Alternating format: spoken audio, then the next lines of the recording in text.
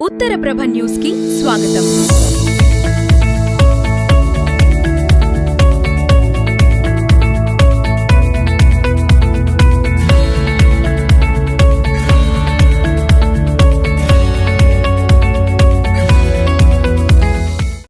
DSC నియామకాల్లో అవినీతి అక్రమాలు జరిగాయన్న ఆరోపణలపై కేంద్ర దర్యాప్తు సంస్థ సిబిఐతో సమగ్ర విచారణ జరిపించాలని గాజువాక వైఎస్ఆర్సీపీ నేతలు డిమాండ్ చేశారు. కూటమి ప్రభుత్వం అవినీతి పాలనకు వ్యతిరేకంగా ఏపీ జనరేషన్ జడ్ వార్ ఆధ్వర్యంలో గాజువాక ఎంఆర్ఓ కార్యాలయం ఎదుట రిలే నిరాహార దీక్షలు చేపట్టారు. ఈ సందర్భంగా గాజువాక వైఎస్ఆర్సీపీ సమన్వయకర్త తిప్పల శ్రీనివాస దేవన్ రెడ్డి ఆధ్వర్యంలో జరిగిన కార్యక్రమంలో వైఎస్ఆర్ పార్టీ గాజువాక పరిశీలకుడు పసుపులేటి బాలరాజు పాల్గొని మాట్లాడారు. డిఎస్సి నియామకాల్లో అవినీతికి పాల్పడిన వారిపై కఠిన చర్యలు తీసుకోవాలని, విద్యార్థులు నిరుద్యోగుల జీవితాలతో ఆడుకునే చర్యలకు స్వస్తి పలకాలని డిమాండ్ చేశారు. స్పోర్ట్స్ కోటా కింద లంచాలు తీసుకొని అర్హత లేని వారికి ఉద్యోగాలు కల్పించారంటూ ప్రభుత్వంపై నేతలు ఆరోపణలు చేశారు. ఈ ఆరోపణలపై సమగ్ర విచారణ జరిపి వాస్తవాలను వెలుగులోకి తీసుకురావాలని కోరారు. డిఎస్సి నియామకాల్లో అవినీతి జరిగిందని ఆరోపణలు వస్తున్న నేపథ్యంలో విద్యాశాఖ మంత్రి నారా లోకేష్ తక్షణమే రాజీనామా చేయాలని వారు డిమాండ్ చేశారు. రాష్ట్రంలో నిరుద్యోగ భృతి అందడం లేదని, విద్యార్థులకు ఫీజు రియంబర్స్మెంట్ చెల్లింపులు సక్రమంగా జరగడం లేదని నేతలు విమర్శించారు. విద్యార్థులు నిరుద్యోగుల సమస్యలను ప్రభుత్వం వెంటనే పరిష్కరించాలని కోరారు. ఈ కార్యక్రమంలో ఇమ్రాన్ గౌస్, పల్లా చినతల్లి, మహేశ్వర్ రెడ్డి, గోవింద రమణ, కోమటి శ్రీనివాసరావు తదితర వైసీపీ నాయకులు, కార్యకర్తలు పాల్గొన్నారు. డిఎస్సి నియామకాల్లో ఆరోపణలపై నిష్పక్షపాతంగా విచారణ జరిపే వరకు తమ ఆందోళనను కొనసాగిస్తామంటూ వారు తెలియజేశారు. ప్రతినిత్యం జగన్మోహన్ రెడ్డి గారిని, వైఎస్ఆర్ కాంగ్రెస్ పార్టీని విమర్శించడం, ఏ రూపైనా ఇబ్బంది పెట్టాలని ఆలోచన చేయడం, ఇది తప్పితే మీకు ఒక ఎజెండా లేదు. మరి ఈ కొత్త పదం మొదలుపెట్టారు ఈ మధ్యకాలంలో. ఏదో చేయటం చేతగాక, చెప్పడానికి ఏమీ చేసింది లేక, ఎక్కడ ఏమీ చెప్పలేక గొడ్డలి పార్టీ అని చెప్పేసి. మాది గొడ్డలి పార్టీ అయితే మీదేం పార్టీ? వెన్నుపోటు పార్టీయా? మరి మీ చరిత్ర, మీరు చేసినటువంటి నిర్వాహకం, మీ రాజకీయ ప్రస్థానం ఎలా మొదలైందనేది మీరు మర్చిపోయారా?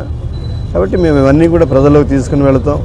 దానికి తోడైనటువంటి మరొక పార్టీ, ఇవన్నీ కూటమి పార్టీలు అని చెప్పేసి పిలికల పార్టీలన్నీ కూడా ఒక్కొక్కరు ఒక్క మాట చెప్తూ ఉన్నారు. మరేదో మేము ప్రశ్నించడానికే మేము వచ్చాం, ప్రశ్నించడానికే ఉన్నాం, ప్రశ్నించడానికే వస్తున్నాం, మేము ప్రజల కోసం పనిచేస్తాం. ఏం ప్రశ్నిస్తున్నారు మీరు? ఏం పని చేస్తున్నారు మీరు? ఇన్ని అవకతవకలు జరుగుతూ ఉన్నాయి. మహిళలకు భద్రత లేదు, రైతాంగానికి భరోసా లేదు, విద్యార్థులకి మరి మీరు విద్యార్థులకి ఇచ్చినటువంటి హామీలు నెరవేర్చలేదు, నిరుద్యోగ యువతకి ఉపాధి అవకాశాలు లేక ఇబ్బందులు పడుతూ ఉన్నారు. ఇవి మా ప్రధానమైనటువంటి డిమాండ్స్. మీరు కేవలం అబద్ధాలు చెప్పి, మా పైన లేనిపోయిన ఆరోపణలు చేసి, భయపెట్టి మీరేదో పాలన సాగించాలనేటటువంటి సరైనది కాదు. ఇవాళ గిరిజన ప్రాంతంలో, ఏజెన్సీ ప్రాంతంలో ఒక జిల్లా అంతా కూడా మీరు ఇచ్చినటువంటి హామీలు నెరవేర్చలేదని, మాకు భద్రత కావాలని, మాకున్నటువంటి చట్టాలని మరి మీరు అమలు చేయమని చెప్పేసి, ఒక జీవో నెంబర్ 3 ద్వారా ఉద్యోగాలు రావాలని, అలాగే భూమి బదలాయింపు చట్టం 1/70ని సక్రమైన పద్ధతిలో అమలు చేయమని చెప్పేసి, దానికి భద్రత కలిగించమని చెప్పేసి, ఈ రకమైనటువంటి అంశాలపైన తీవ్రమైన ఆందోళన జరుగుతూ ఉంది అక్కడ. ఆ ఆందోళన పైన మీరు ఎన్నో రకాలైన ఆంక్షలు పెట్టారు. మీరు కొంతమంది గుత్తేదారుల్ని, తాబేదారుల్ని మీ చుట్టూ చేర్చుకొని వారి ద్వారా అటువంటి కార్యక్రమాలన్నింటినీ మరి నీరు కార్చాలని, అణచివేయాలనేటువంటి ఒక ప్రయత్నం చేస్తున్నారు. కాబట్టి ఈ చర్యలన్నీ కూడా ప్రజలైతే మాత్రం భయపడేటువంటి పరిస్థితుల్లో లేరు.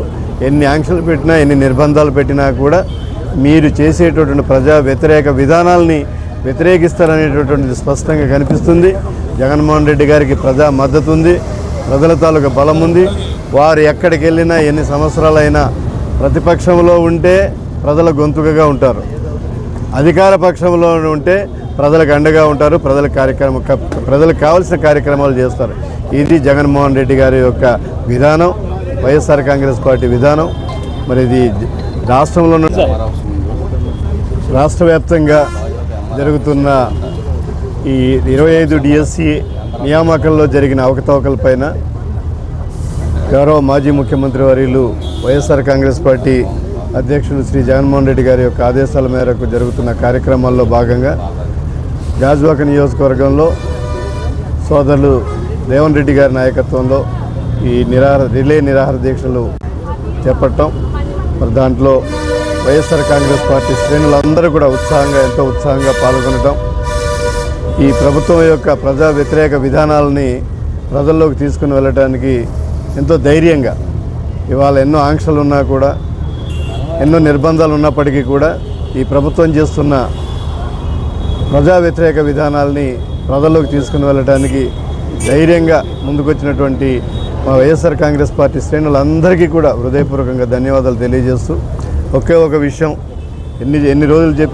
చెప్పినా కూడా ఈ ప్రభుత్వం అవలంబిస్తున్నటువంటి నిరంకుశ విధానాలు, ఇచ్చిన హామీల్ని నెరవేర్చకుండా చెప్పిన అబద్ధాన్ని చెప్పుకుంటూ కాలయాపన చేస్తున్నటువంటి ప్రభుత్వం ఇది.